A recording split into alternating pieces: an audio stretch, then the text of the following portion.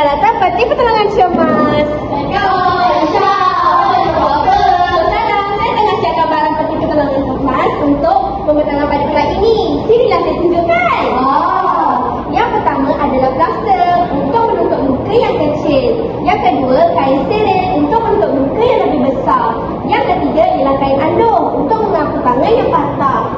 Yang keempat ialah larutan antiseptik untuk membersihkan dan membunuh kuman. Yang kelima ialah pembalut luka untuk membalut luka dan memberikan pendarahan. Yang keenam ialah gunting untuk memotong pakaian mangsa atau membalut. Yang ketujuh ialah pengepit untuk mengambil kotoran luka. Yang terakhir ialah sarung tangan getah untuk melindungi tangan daripada jangkitan kuman. Inilah 8 peralatan peti pertolongan cemas. Risha, jom main. Jom. Risha. Oh, ya. Risha.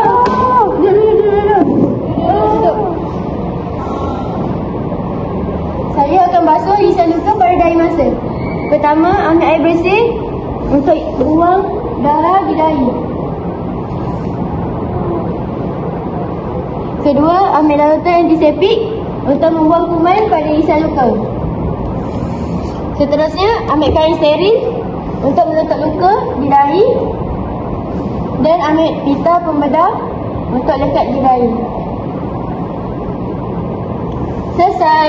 Kenapa pula kau ramai sampai kena dahi? Tengok saya main. Saya ni waktu reaction tau. Boleh ke? Tengok ni. Macam ni je.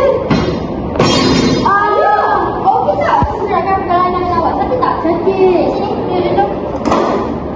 Tadi, Alina keluarkan air dulu. Mula-mula saya akan membuat bantuan awak menggunakan pedal.